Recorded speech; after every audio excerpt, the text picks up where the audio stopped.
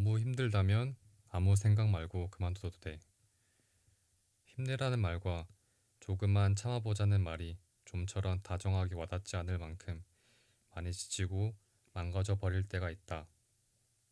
평소 같았으면 그 말들에서 적당한 위로를 얻어 다시금 나아갈 힘을 채우기도 했겠지만 마음이 너무 너덜해진 나머지 그 말들이 괜한 앓는 소리 그만 내고 한시라도 빨리 참고 이겨내라는 뜻으로만 받아들여지는 거다. 하던 일을 포기하고 그만둔다는 행동 자체가 실패자의 특징일 뿐이라고 단정 지어지는 세상. 하지만 나는 절대 그렇게 생각하지 않는다. 정말이지 어떠한 힘도 내지 못할 만큼 손을 꽉 쥐고 있는 것에 지쳐버렸을 때는 잠깐의 고민도 없이 그 일을 그만둬도 된다. 아무리 사회적 성공과 성취가 중요하다고 한들 내면의 안녕과 나 자신의 행복보다 중요한 건 세상 그 어디에도 없을 테니까. 우리에게는 너무 힘든 상황을 애써 견뎌내야만 하는 의무가 없고 타인에게 미움받지 않기 위해 내가 싫은 일을 억지로 할 필요 또한 없다. 내가 가장 믿는 사람의 너무 힘들다면 아무 생각 말고 그만둬도 돼. 라는 따뜻한 한 문장만 내게 온다면 나는 그제야 먼지가 잔뜩 묻은 무릎을 털고서 활짝 웃는 얼굴로 어디로든 나아갈 수 있다.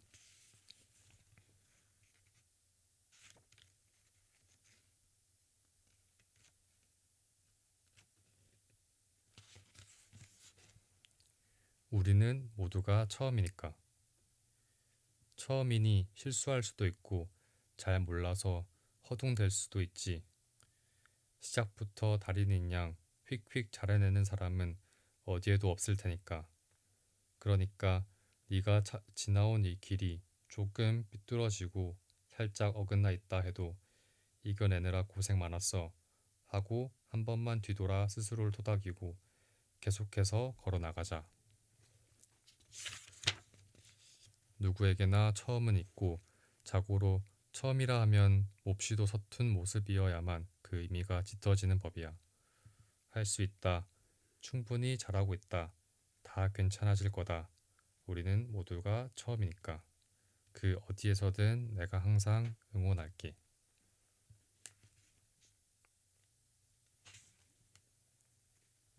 나는 사실 꽤 괜찮은 사람. 세상 모든 일에 자신이 없고 도대체 뭘 해야만 할지 모를 때가 있었다. 굳이 헤아리고 싶지도 않을 만큼의 많은 실패와 좌절 앞에 놓이고 있다 보니 점점 나조차도 자신을 믿지 못하고 업신여기는 지경까지 가닿더라는 것이다. 나는 못났고 바보 같고 우둔하고 어쩌면 이제 완전히 끝났을지도 모른다고 그렇게 잔뜩 부정적으로만 생각했다. 하지만 그러면서도 한편으로는 절대로 내가 잘못된 게 아니라 나를 알아주지 못하는 이 세상이 멍청한 거라고 욕해대는 그런 모순적인 마음을 가지기도 했다. 이 길이 아니라는 것을 너무 잘 알고 있음에도 자꾸만 뒤를 돌아보며 아쉬워하는 모습과 완전히 새로운 길에 처음부터 발을 디딜 멋진 용기 따위 품고 있지 않은 못난 마음이 나를 아주 불쌍한 사람으로 만들기도 했다. 지금도 살아간다는 일이 두렵고 무엇보다 어렵게 느껴지는 건 여전하지만 그때만큼 아무 의미 없는 자책을 일삼느라 귀중한 시간 낭비하지는 않을 수 있게 되었다. 무얼 하든 완전한 성공도 실패도 없으며 해질녘의 사탕처럼 달콤한 석양은 석양을 멍하니 올려다볼 수 있다는 사실만으로도 나는 꽤 괜찮은 사람이라는 것을 이제는 아니까.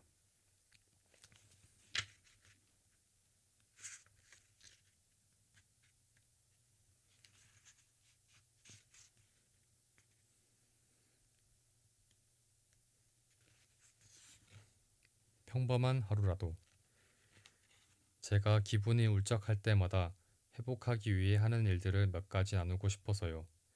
우선 무작정 집을 나서서 익숙한 곳을 천천히 걷습니다. 평소엔 눈길을 잘 주지 못했던 키가 큰 나무와 들꽃과 담벼락에 속으로 남아 안부를 묻고요. 작년 이맘때 듣곤 했던 노래를 서너 곡 다시 찾아 듣기도 합니다. 그러는 사이에 뭉게뭉게 떠오르는 하얀색의 지난 시절이 슬픈 속을 포근하게 덮어줍니다. 근처 꽃집에 쭈뼛쭈뼛 들어가 마음을 확 앗아가는 꽃을 한아름 사오기도 하고요. 자주 가는 서점에 들러 새로 나온 책도 몇 권 사고 분명 다 채우지 못할 게 뻔한 다이어리도 열심히 고릅니다.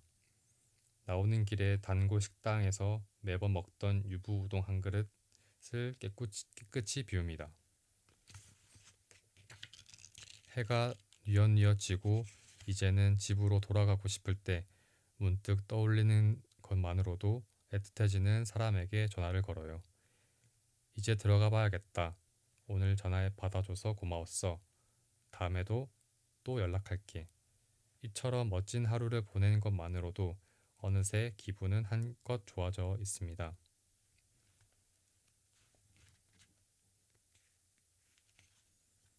정이 많은 성격. 정이 많은 성격이 약점이 될 수 있다는 것을 새삼 느낀다. 비교적 남들에 비해 이별에 대한 후유증이 크고 어쩌다 스친 인연에조차 온 신경을 쏟아야 하는 이 성격이 나의 가장 큰 약점이라는 것을. 지나치게 차가운 세상과 타인에게 쉽사리 눈길 한 번 주지 않는 매정한 사람들 사이에서 상처를 받는 것은 언제나 내 몫이다. 어쩌다 사람과 사람 사이에 당연하게 오가야 할 온정이 이렇게 환영받지 못하는 사회가 된 걸까? 그래도 어쩌겠나. 냉정하고 개인적인 사람이 부러우면서도 나는 여전히 이런 내 성격이 옳다 여기는 것을. 나에게 따뜻한 마음이 떳떳할 수 있는 그런 삶이 한 번 더 찾아와 주기를 바랄 뿐이다.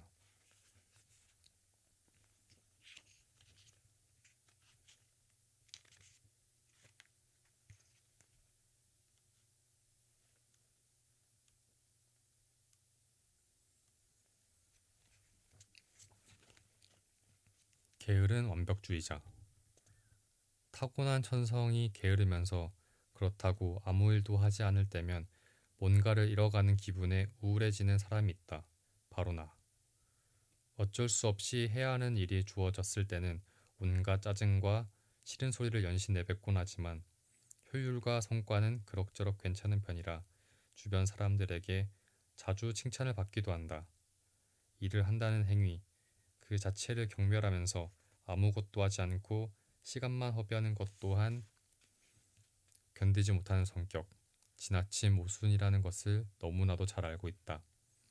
격렬하게 쉬고 싶다는 생각과 뭐라도 해야 하지 않겠냐는 생각이 어딘가 깊은 곳에서 하루에도 몇 번씩 부딪힌다. 이제는 나조차도 이런 나의 성격을 단 한 가지로 정의하지 못하는 혼란스러운 지경까지 이르렀다. 하루빨리 해치워야만 하는 일을 정말 그 끄트머리까지 붙들고 있다가 벼락치기라도 하듯 급하게 해결하는 습관이 짙다. 이 어지러운 삶을 하루라도 탈 없이 무사히 보낸 것만으로도 충분히 잘한 일일 텐데 나는 언제까지 이 게으름을 등에 업고 무언가 해내야만 한다는 강박에 시달리게 될까?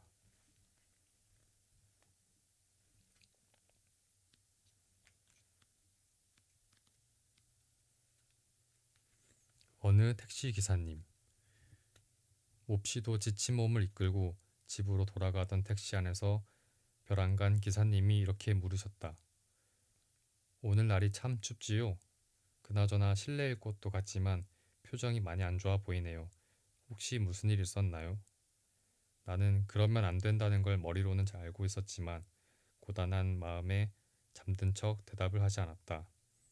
우리는 그 단절을 기점으로 한참 동안을 침묵 속에서 달리다가 기사님의 갑작스럽고도 전혀 생각지 못한 아픈 고백에 대화의 물꼬가 트이기 시작했다. 그러고는 불과 2년 전에 나와 또래였던 기사님의 아들이 스스로 목숨을 끊었다는 가슴 아린 사실을 알게 됐다. 내게 그 이야기를 해주시는 백미러에 비친 기사님의 눈가엔 어느새 눅눅이 물기가 어렸고 애써 다듬은 불안한 음성으로 이런 말씀을 해주셨다.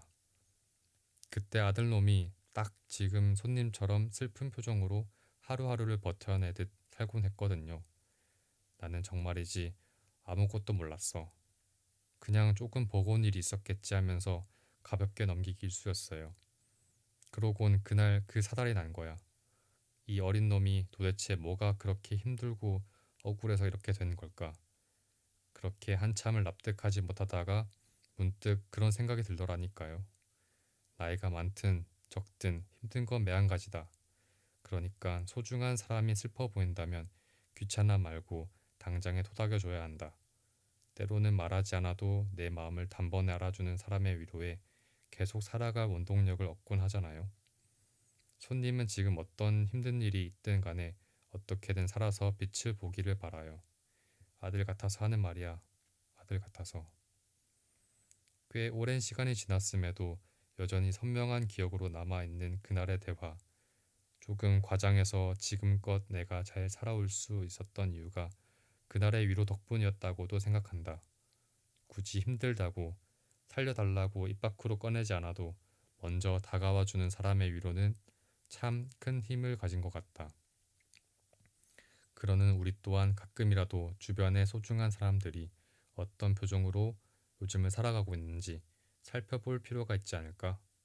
내가 건넨 알맞은 위로가 그 사람의 마음 전체를 따뜻히 데워줄 수도 있는 일이니까 내 사람은 꼭 내가 지킬 수 있는 우리가 되기를.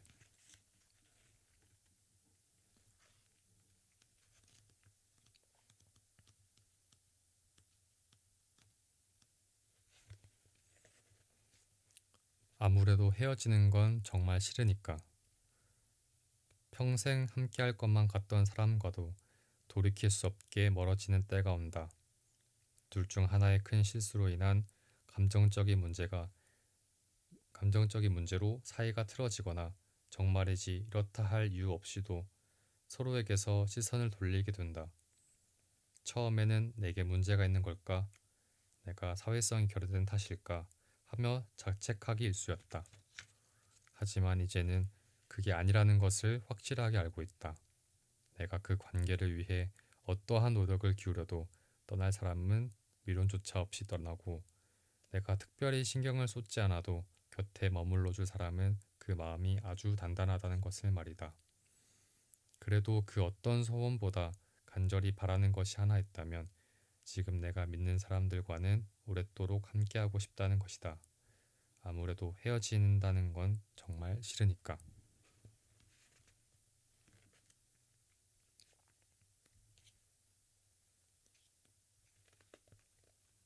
좋은 사람이 되는 방법. 한때는 좋은 사람이 되고 싶어 어떻게 행동하고 말을 해야 그런 사람이 될 수 있을까 고민하고 연습한 적이 있었다. 항상 생글생글 웃고 부탁을 거절하지 않고 듣기 좋은 말만 내뱉으며 바보처럼 지내보기도 했고 내 몸 하나 건사하기도 힘들면서 누군가의 작은 힘듦이 보일 때 내가 가진 것들을 흔쾌히 내어주며 타인의 짐을 덜컥 덜어주기도 했고 누군가가 나에게 미워하는 사람의 마음에 들지 않은 점을 비난하면 내가 딱히 그를 싫어하지 않더라도 맞장구를 쳐주며 함께 화를 내기도 했다. 하지만 내가 죽어라 애쓰고 그러한 억지 노력을 섞어가며 착한 사람인 척을 한다고 해도 떠날 사람은 내 곁을 금세 비우고 나를 욕할 사람은 나의 행동 하나하나를 꼬집으며 등을 획 돌려버리곤 했다. 오히려 나의 천성을 숨기지 않고 진심 어린 마음에서 우러나온 말과 행동을 불쑥 건넸을 때 나와 조금 더 가까워지고자 먼저 손을 내밀어주는 이들이 하나둘씩 나타나고는 했다. 거짓이 묻은 선의와 내키지 않은 웃음과 영혼 없는 공감과 무리한 희생보단 내가 나의 모습 그대로를 마음껏 표현하는 쪽이 훨씬 많은 이들의 관심을 살 수 있다. 그러니까 좋은 사람이라는 건 늘 있는 그대로 꾸밈 없이 깨끗한 마음을 갖고 사는 사람이 아닐까.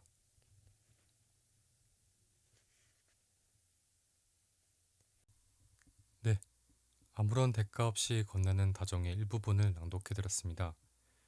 챕터가 짧게 구성되어 있어서 책을 들고 다니면서 시간 날 때마다 읽기 좋은 것 같아요. 제가 몇 가지 챕터만 골라서 소개해드렸는데요. 제가 소개해드린 챕터 말고도 좋은 부분이 정말 많아요. 삶을 바라보는 태도와 또 내 주변 사람들과 더 나아가서 나의 이웃들에게 그리고 무엇보다 나 자신 스스로를 어떻게 보살펴주고 다정한 태도를 갖추어야 하는지에 대해서도 다양하게 책에 녹아져 있는 그런 책인 것 같습니다.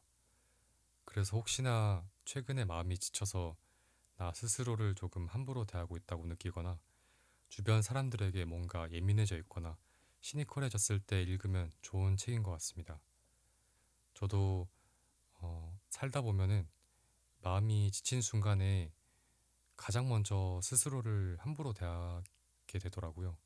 음식도 그냥 아무거나 먹게 되고 잠도 늦게 자게 되고 그런 것 같습니다. 그럴 때 이런 좋은 책 읽으시고 또 운동도 할 수 있으면 하시고 그리고 몰입할 수 있는 취미나 이런 게 있으시다면 그런 것도 찾아서 하게 된다면 또 정말 좋은 방법인 것 같습니다.